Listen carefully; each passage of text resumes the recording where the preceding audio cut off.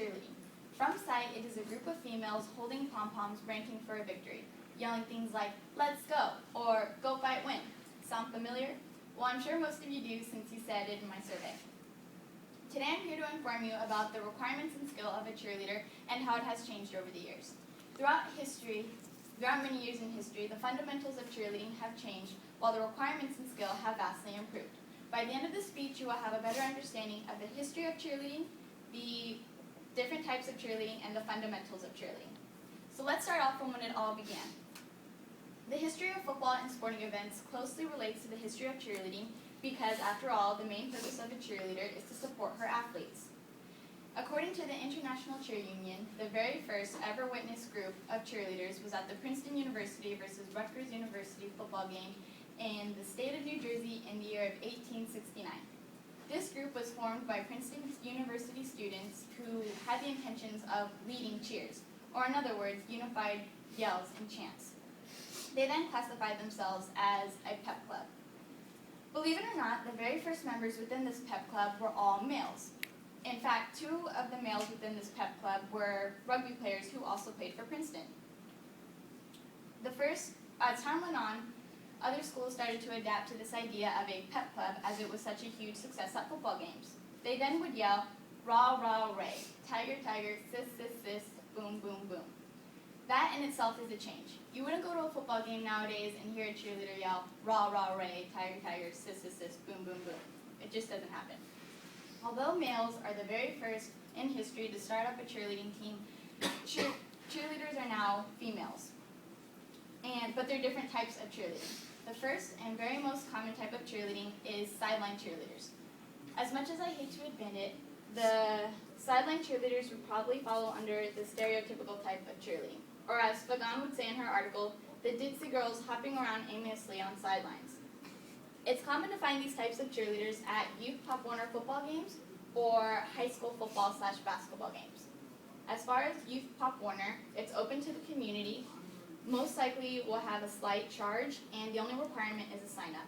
As far as high school cheer, an audition or a tryout is always required. On the contrary, competitive cheerleading is another type of cheerleading, which is the second most dangerous sport behind bull riding, says Anderson in his article. These cheerleaders must dance, cheer, stunt, and tumble in a 2-minute and 30-second routinely manner in order to win national championship titles. Some of them are co-ed, and others are all females. The ages range from 3 to about 20 years old. Valerie Neinmeyer says, "It's no less physically demanding than any other sport." These cheerleaders are super easy to recognize because they have super big bows on their head and they use really dramatic colored makeup such as greens, purples, blues, pinks, and usually glitter from head to toe.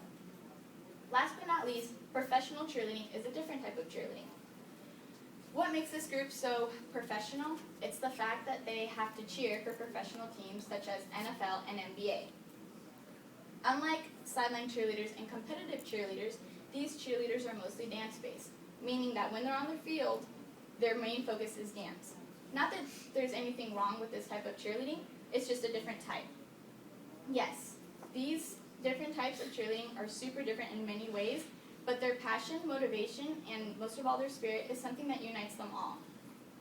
Although cheer has changed over the years and there are different types of cheerleading, the fundamentals and positions will mostly always stay the same.